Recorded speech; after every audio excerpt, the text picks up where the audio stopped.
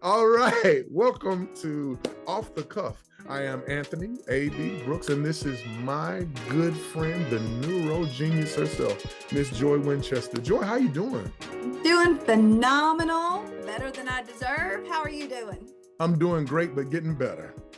There you go. Hey. Oh, so, Didn't think it was possible. before we get started, we want everybody to go ahead and like, subscribe, do all that stuff. Check us out on MySpace and AOL. You're stuck on this MySpace thing. I can't help it, man. It's just so funny, man. I don't think anybody out there will even know what it is. You remember Yahoo? Everybody had a doc. I still have a Yahoo email. Oh God, no. I do. I do. Why? Okay, Why let God it bless you. go? You gotta Dude, let that it's go, Joe. good. No, hold on to it. Today we're going to talk a little bit about a subject that I think is going to be really good. I think it's going to add worth as well. And the subject is finding your why, the secret weapon for teens. So I was talking to a student not too long ago, and I was like, "Hey, man, why don't you ever get in any kind of trouble? I mean, you're always well behaved. You always do that." And he said this to me. He said, "Because I promised my baby sister that I'd always be there for her." And I thought to myself, I was like, that was absolutely awesome. See, his why had nothing to do with rules or regulations, had nothing to do with fear or fear tactics or anything like that, but it was rooted in love. It was literally rooted in love. And I feel that when teens discover, their why, that it'll give them strength and they can stand firm when the pressure actually hits, because the pressure will hit eventually. At some point in life, there are going to be some challenges, some circumstances, some situations, some trials and tribulations, as my grandmother would say. And when that happens, you gotta hold on to your why. The why, according and Simon Sinek does an amazing job with this. He talks about having a why, and that's stored in the limbic part of your brain. The what and the how are stored in the cortical thinking part of your brain. And that's phenomenal. That's how you know how to walk through your days. In other words, make those hard decisions. However, here's the glitch. When you're super stressed, sleep deprived, tired, too much going on, your what and how can get lost. But if your why is solid in your limbic system, you've built it into your emotional part of your brain, it will guide your what and how, even in times of stress. That's why when you say it's a secret weapon, you're 100% right.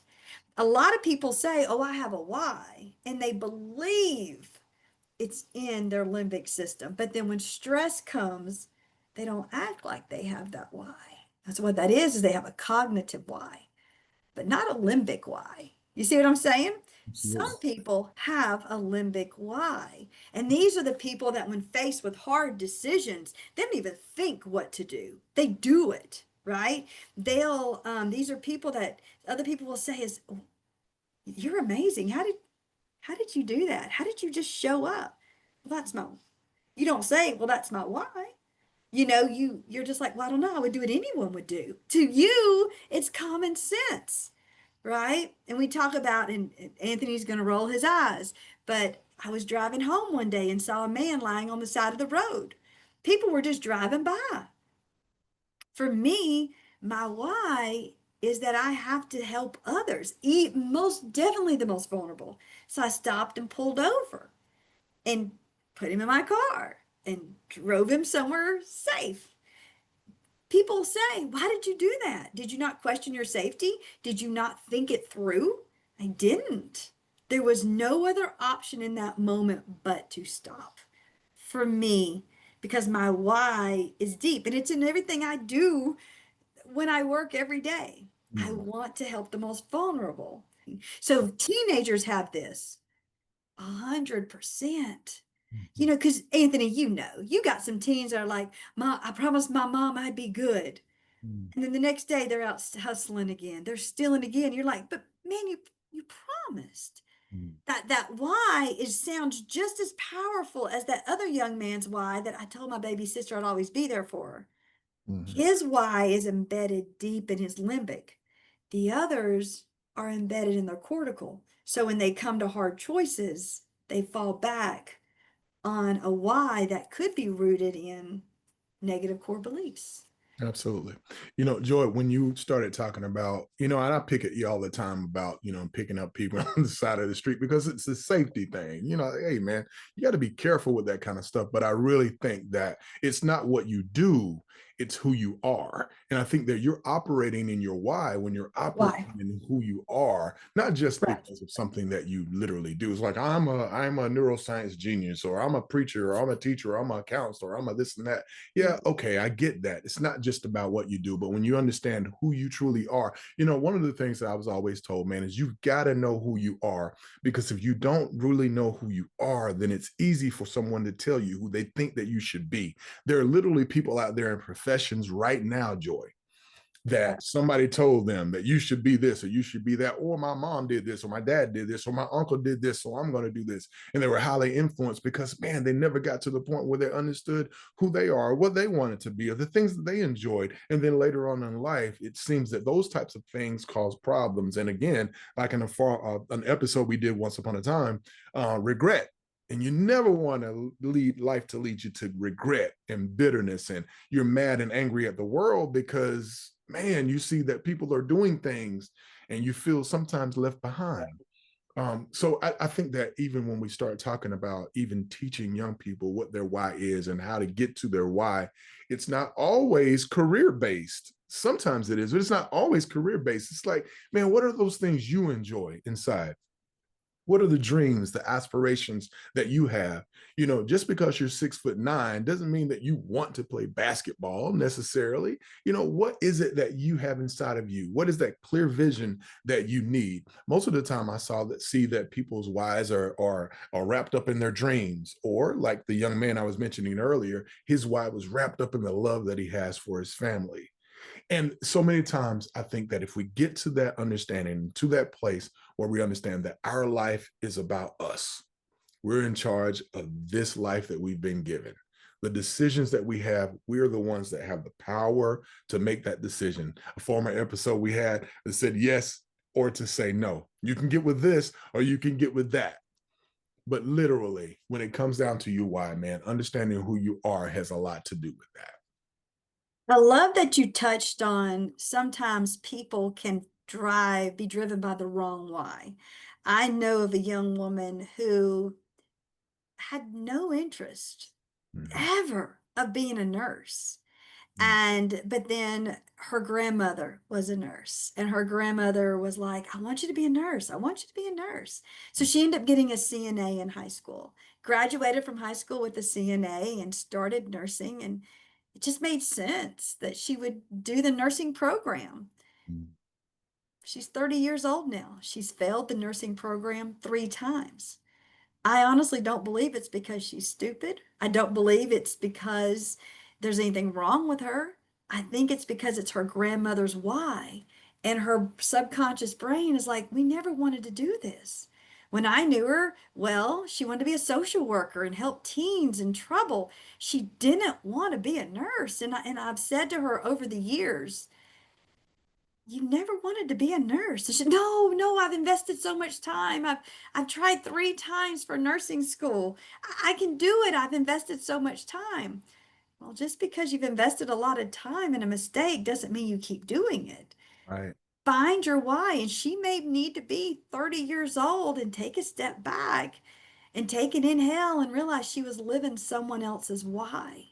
Mm. And that's really hard because you've just thrown this away. But I find that fascinating that sometimes other people's whys, we live them hoping to make them proud, but then we end up living an unfulfilled life. Or in this girl's Mm. case, I think she unconsciously self-sabotaged because she didn't want that. She didn't want that life. She didn't want that why, but she lived it because she was hoping to finally get the approval she'd always been searching for.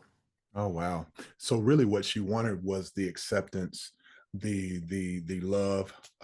She wanted her people to appreciate her, and she wanted that more than she wanted to find the thing that she could do for herself. Wow, man, that may Exactly. not be as approved as that is. Man, isn't that something though, Joy? Isn't that something that you could literally live your life for somebody else and someone else's why?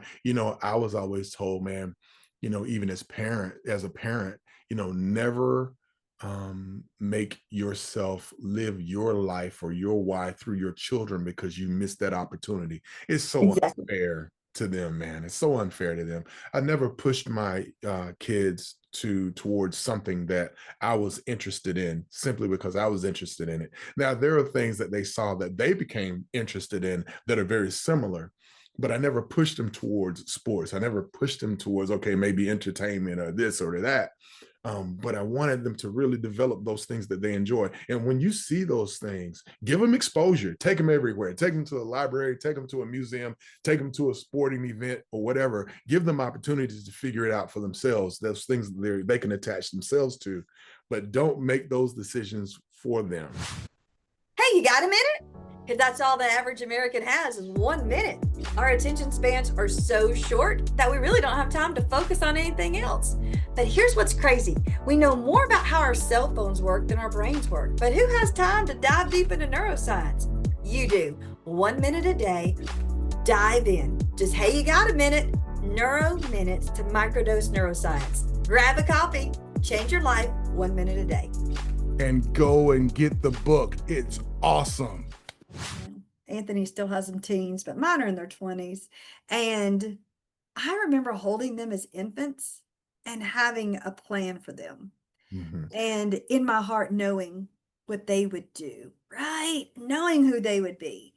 And I never forced it. It was just a secret I kept. And I'm so glad because they have done more than I ever dreamed possible from them by letting them develop their own why, by letting them become who they were supposed to be based on their life experiences and their passions and their different genetic makeups.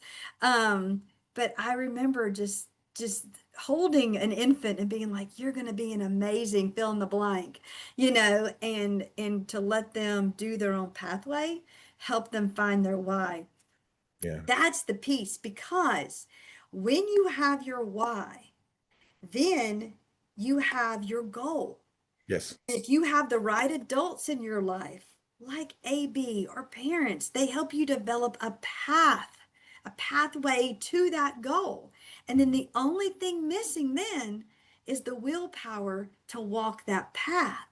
And that willpower comes from a childhood, birth to 18, of being encouraged to pursue your own why, because then you own it. It's so hard to have will on a path to a goal that's not yours. Yeah. Joy, it's very easy to tell those people who were not able or did not choose to say yes to their why, because those are the people who seem to have a problem with everybody that's doing something positive. Let me say Yes. that again. They have a Yes. problem with it. The ones that have a problem with everything you're doing, 9 times out of 10, they're the people that aren't doing anything for themselves. Oh, yeah. How people treat you has more to do with their self-reflection deflected on you than anything about you. It just 100% is that. And so you are 100% right. Misery loves company. And if they've got this, they see you fulfilling your dreams. And I'll even put this simple for you, AB. I've lost on a health journey 100 pounds, and it's kept it off for 3 years. During that journey of losing it, you would think I would have friends who would be so supportive. You would think I would have friends who would be like, wow, this is awesome. But instead, I had people in my life who are like, how are you doing this? Don't you think you deserve cake? Don't you think you should have some pork and some barbecue? Did you have a bacon, egg, and cheese question? Da, da, da, da, da. And it was this constant, and not really now, but now I work out and then people are like, what, are you going to sustain it forever?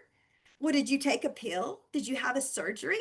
And it's you look at people, because here's what I know. If I can do this, there's no reason you can't. So you have to destroy it in me so that way you don't have to do the work. You. Absolutely. You know, my students call it something, and I guess we can end the show on this. My students call those people haters. So that being said, we want you guys to always be kind Be curious. Don't be a hater. and keep showing up, haters. No, we don't want the haters to show Oh, up. yeah, they can show up too. Maybe you can learn something. Keep showing No.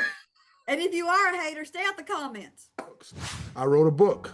Go check it out. Now, the book is called How to Eat an Elephant. And the old adage, of course, is one bite at a time. It's a book about young people and how to work with youth of today. But it's more about you, the adult, the person that cares for the young person, the advocate, the person that works with young people all the time. I want you to check it out. Finally, a book written by someone who's walked the walk and not only talks the talk. Real talk. Deuces.